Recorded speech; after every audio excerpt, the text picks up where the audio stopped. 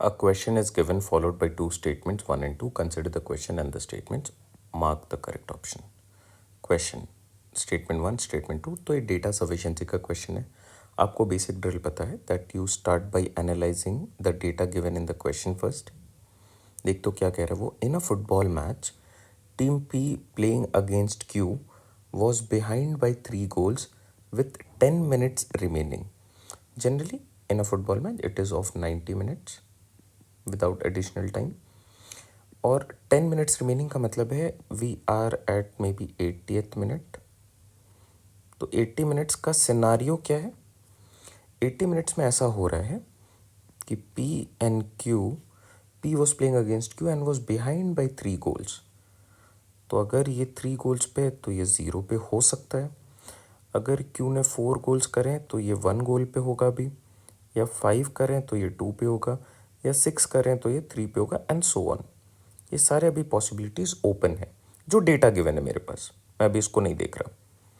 Now does P win the match? At present तो बिल्कुल भी नहीं. बट विन द मैच का मतलब है कि जब मैच खत्म हो रहा है उसके बाद का सिनारियो. तो नेक्स्ट 10 मिनट्स क्या हो रहा है वो मुझे पता लगाना पड़ेगा. और उसके लिए I have statement 1 and statement 2 to help me understand and evaluate what was happening in the last 10 minutes. Team P scored 4 goals in the last 10 minutes. Exactly 4 goals in the last 10 minutes. अभी आप इसको भूल जाओ. Let's forget about statement number 2. क्या कह रहा है? Team P has scored 4 goals. तो मान लो वो 4 गोल्स यहाँ पे हो रहे हैं, या यहाँ पे हो रहे हैं, यहाँ पे एवरीवेयर. तो उस केसेस में क्या हो रहा है कि this becomes 4 is greater than 3, तो P जीत सकता है. This becomes 4 + 1 5 is greater than 4, तो P जीत सकता है. 4 + 2 6 इज ग्रेटर देन 5, तो P जीत सकता है. बट लास्ट 10 मिनट्स में Q क्या कर रहा है? Q भी गोल स्कोर कर सकता है. वो डेटा गिवन नहीं है. तो सिर्फ एक इस स्टेटमेंट से आप आंसर नहीं कर सकते हो. Ruled out. Why? Because Q ने कितने टोटल गोल्स करें वो गिवन नहीं है. 80 मिनट्स का सिनारियो गिवन है. ये इंक्लूड करने पे P का एग्जैक्ट सिनारियो आ रहा है, Q का नहीं. Okay, now let's forget this and statement number 1 and try to look at statement number 2. Team Q scored a total of 4 goals in the match. Team Q ने total 4 goal score करें. तो अगर मैं 90 minutes का scenario कर दूं तो Q के हैं टोटल 4 गोल्स. तो देखो अभी उसने 3 गोल्स कर रखे थे. एक और गोल अगर ये लास्ट के 10 मिनट्स में करेगा तो 4 गोल्स हो जाएंगे.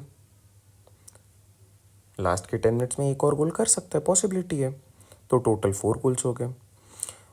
4 गोल्स और कहाँ पे बन रहे हैं? जब हमने 80 मिनट्स में इसके 4 गोल्स ले लिए थे, विच मीन्स लास्ट के 10 मिनट्स में Q एक भी गोल नहीं कर रहा है एंड टोटल उसका 4 है.